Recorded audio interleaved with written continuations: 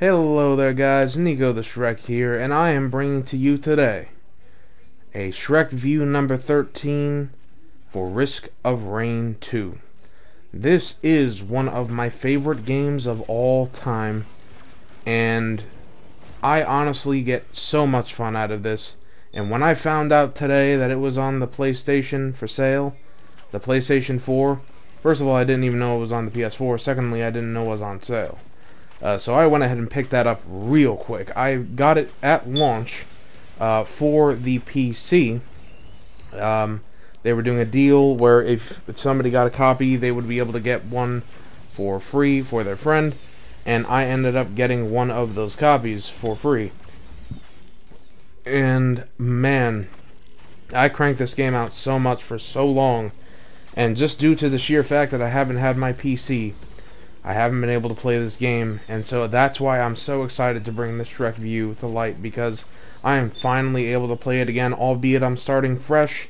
I have to unlock everything again, and there is so much more to unlock since I've played the game. I mean, this game has been updated so much, they're still working so hard on it. It's an independently developed roguelike RPG that is set, honestly, in one of the most unique kind of sci-fi worlds I've seen in an indie game to date. With that being said, let's go ahead and dive into the game. We're going to look at the graphics, we're going to look at the audio, we're going to look at the performance of the game, we're going to get into it completely. Let's dive in. Now, starting with the graphics, there is something to be noted about its cartoony, almost cel-shaded nature, in the sense that a lot of games to date strive for ultra realism, where everything looks so real that it is real, that you could almost reach out and touch it. And this game kind of has defied that, in the sense that the cartoony nature of the game, the cel-shaded nature of the game, does not take away at all from the intensity of what it is you're seeing and how it is you're visually maneuvering through the game. I have actually found the cartoony type nature of the game to be very enticing, and what it lacks in ultra realism, it makes up for in extremely vibrant surroundings, down to the very details. The background you're seeing, the enemies you're seeing, the world around you as you go through the levels, you definitely are going to find yourself in a visually pleasing experience, in the sense that this game is very well polished for what it's worth. There are a few little minor details that could be touched up in regards to kind of keeping it consistent, but other than that, this game leaves nothing lacking in regards to the visuals.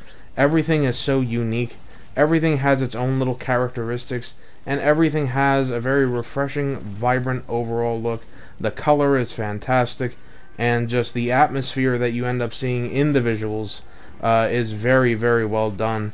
It makes each and every level look like a brand new, unique place, and it is so refreshing to jump from level to level, getting all these visual differences, because in the end, it brings just so much visual refreshment to a game that otherwise you're going to be grinding and doing so many intense things, and you can still kick back, smell the roses, and look at the things around you and go, wow, this is such a unique and beautiful world that I am in. Unique indeed. A little side note, I would like to add that if you look at a lot of the visual details, you might even find that the lore, even in the items and the surroundings and the different places you go, there's a lot to be said about the story of the game, the lore, and how it's told in the visuals. All of it is in the visual details, and I find that to be awesome about the game. Much like Dark Souls, this game is told through its items, unlockables, all of its achievements, and kind of little, like I said, the item collectibles in the game. And you have the ability to go see what you've unlocked, and it will explain in lore what it is that item is and why it is that it is in the world, including the creatures in the creature logs. So go ahead, and when you're playing this game, look for everything, look for the details, look for the items, and look for the creature logs. You will not regret going back through into the main menu when you finish that next run to go find out what's next in the story. what's next in regards to what items you were using, the character you were playing, the monsters you were killing. Everything will be kind of revealed to you over the course of time, and it is such a wonderful visual experience. I highly suggest, for that alone, you at least check the game out while it's still on sale, and if you already have it, get a copy for your buddy to check out.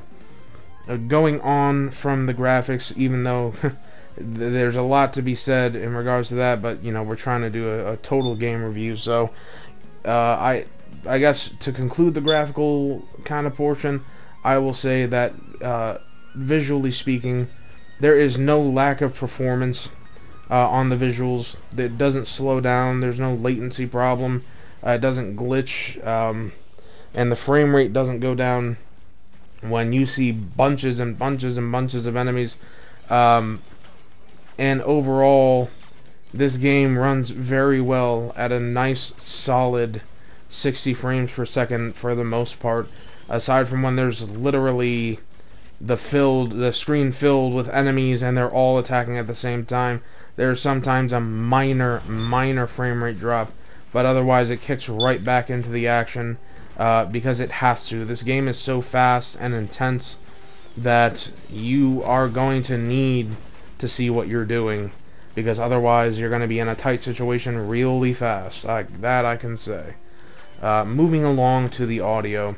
Speaking of intensity, the amount of audio detail they put into this game, even the slightest little sounds, they all accommodated for. I mean, the amount of audio detail I wouldn't even think that an independent developer would put into such a straightforward game, let alone like a roguelike RPG. And yet, when I popped in my headphones, I ended up hearing sounds on the game that I never even got from the PC version. I had never even begun to think, like, how much actual sound detail was going into it. And for that, I am extremely happy with the game. Like, and the music.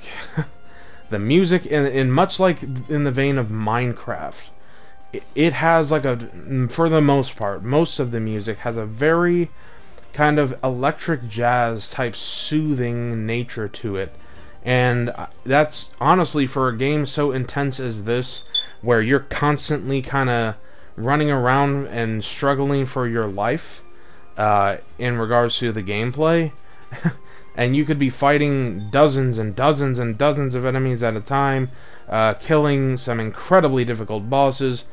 You know, I ultimately find the music to be somewhat of a relief by comparison of how the gameplay is.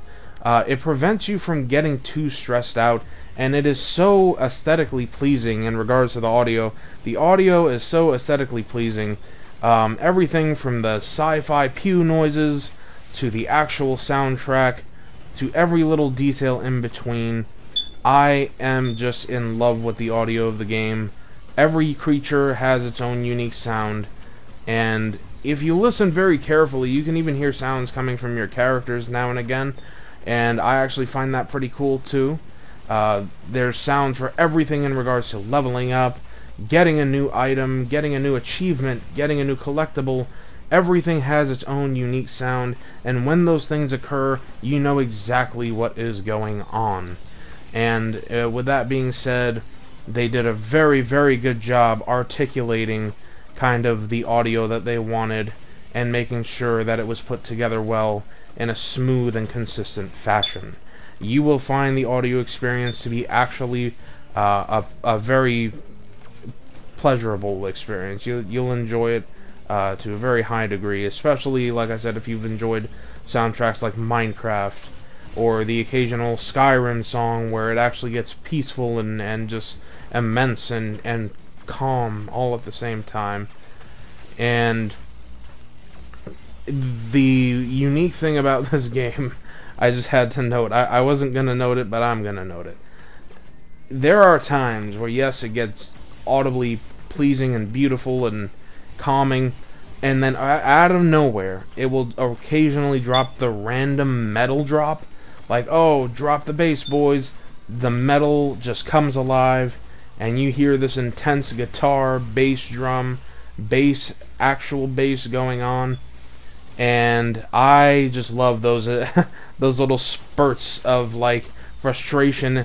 And it's almost like your character is expressing rage in the time of that song, because oftentimes it'll come when an intense boss comes around, with the metal music, and it's just the funniest thing to me, because it's just like you're channeling all your rage into the audio clip, and as you destroy the bosses and as you destroy the enemies that those clips come from.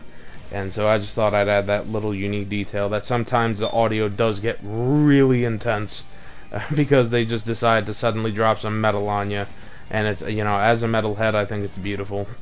So anyway, moving along from the audio, I'll go ahead and remark on the performance. This game has zero to complain about in regards to performance.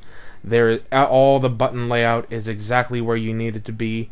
You're not overextending your fingers on the controller. In this case, on the controller for the PS4, even the keyboard and mouse layout is extremely smooth, extremely simple. They want you to play the game as fundamentally simply as possible, because even though each and every character has their own unique abilities, and now there are a multitude of them, the fundamental is easy to pick up. But even with that simple controller scheme, how you use each character's kit is going to be difficult to master. So I thought the implementation of an extremely simple controller scheme was very smart, very good on their part, and it flows very well. There is no problem with figuring out how this game works. Like I said, each and every character has their own unique abilities. They each do different things. That is something that I will want you to have the pleasure of exploring yourself, because I don't want to give away those details as it is part of the player experience.